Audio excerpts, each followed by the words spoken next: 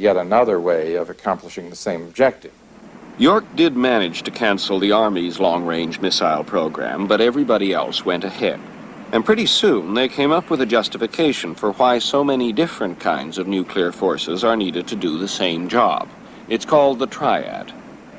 And it's ridiculous because it's just something that grew like Topsy. The Navy was going ahead with its submarines, the Air Force was going ahead with its bombers and its land-based missiles. Then they got the happy idea, well, there are three of us, we'll call it a Triad.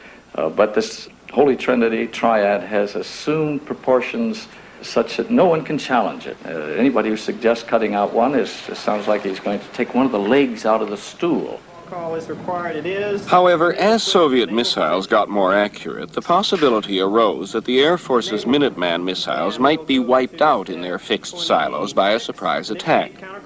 If all you want is the ability to destroy the Russians in retaliation, that doesn't matter, because most of America's bombers and missile-firing submarines, being mobile, would survive. But it's a big problem for the Air Force, which might have to get out of the missile business. The fact that we do not merely have, that we don't have just land-based missiles, but have these other two types, does allow us to take our time about resolving the questions that are being posed by these improvements in the Soviet land-based forces. Some people probably are too frantic about finding a solution, and the philosophy of having the three kinds of systems, that is the notion that we must have some land-based missile as a follow-on to the Minuteman, probably is distorting our ability to really rationally think through what should be done next.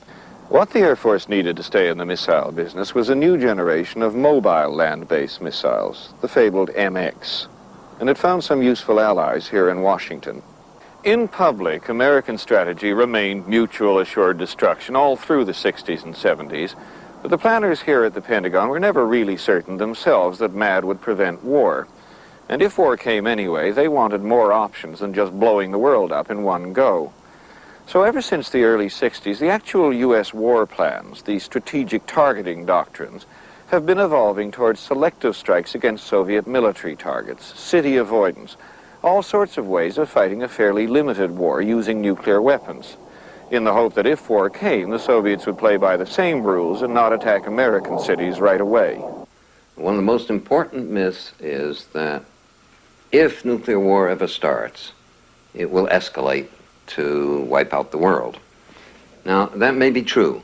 I don't know. But I think it is at least as plausible from pure logic that once a few nuclear weapons go off, and we're talking again about the homelands in Russia and the United States, people are going to think, my Lord, let's stop and think a minute. And the incentives to de-escalation may prove to be just as great as the incentives to escalation. They may prove to be greater. And people may decide to go to the bargaining table.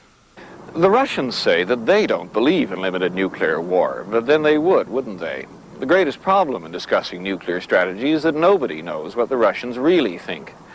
I remember once in Moscow walking up Frunze Street to see if I could say that in front of the Soviet Ministry of Defense, but they wouldn't even admit it was there, let alone allow me to film it. They were quite upset that I'd even been in Frunze Street. Now, here in the United States, you can find out what the strategists are really thinking, though they don't advertise it, and it makes Americans look bad by comparison, because some of the thinking is pretty chilling. But if you look at the weapons the Soviets build, it's pretty obvious that they've also moved beyond simple deterrence, and they're playing around with ways of fighting a limited nuclear war. Americans are just slightly more open about it. In the United States, you can actually trace the way the armed forces have climbed aboard the limited nuclear war bandwagon. There's not much reason to ask for fancy new weapons if your only job is to kill all your enemy's people, which is what mutual assured destruction is all about. Limited nuclear war, on the other hand, puts no limits on the numbers and kinds of weapons you need. the target list expands endlessly to include missile silos, command bunkers, oil refineries, tank factories. In fact, it's now up to 40,000 potential targets. The story of how the Air Force used the doctrine of limited nuclear war to solve its little credibility problem with land-based missiles, and finally got the MX missile seen here in early testing, is instructive. The Air Force started by arguing that its existing missiles are becoming vulnerable to a Soviet surprise attack, which is true if the Russians ever actually dared to make that kind of attack and didn't worry about the thousands of nuclear warheads that'd strike back at them from America's invulnerable submarines. Trouble is, of course, the obvious answer to the Air Force argument is that if the land-based missiles are becoming vulnerable, we should send them all out to sea. So the Air Force then had to find some reason why land-based missiles were indispensable. And the only significant difference between them and submarine-launched missiles is that land-based missiles can be somewhat more accurate. Most people might not think that's very important, not when you're talking about nuclear weapons that can devastate whole cities, but you have to work with what you've got. Therefore, the Air Force had to find targets for which accuracy was vital. The most plausible ones are the silos in which the Russians keep their land-based missiles. Even nuclear weapons have to explode very close by to destroy missile silos. Now, there'd be no point in destroying Russian silos once the missiles have been launched, and you can't argue in public for a U.S. first strike capability. So the Air Force drew upon the developing doctrine of limited nuclear war to invent a scenario in which at least some Soviet silos would still contain missiles after Moscow had launched a limited nuclear attack on American missiles. Then the highly accurate MX missiles, which would survive because they were mobile, could strike back right away to destroy the Russian land-based missiles that Moscow had held back to use as blackmail. This is called prompt counterforce targeting. The Air Force, of course, wanted, quote, to modernize their elements of the Triad. And any service is always interested in something called modernization and gets restless because the weapon systems that they have are old or obsolescent or both. The Triad is desirable because each of the components performs a special function. The special function that the ICBMs provide us with is availability, accuracy, controllability that exceeds that of either of the other legs of the forces. If the Soviets have prompt counterforce, at this time, the only way we can acquire an equivalent prompt counterforce is through ICBM.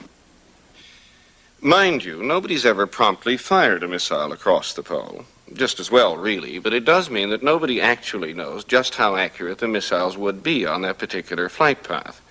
So all the claims about missiles being able to drop their warheads practically on top of the other side's silos rest on pretty shaky foundations. Besides, the MX isn't going to be mobile after all. They're now stuffing it down old Minuteman silos, which kind of undermines the Air Force's original arguments about vulnerability. Still, it's big, almost 250,000 pounds. It has 10 separate warheads, and it belongs to the Air Force, not the Navy. The one positive thing you can say about all this is that it's finally brought limited nuclear war out of the closet.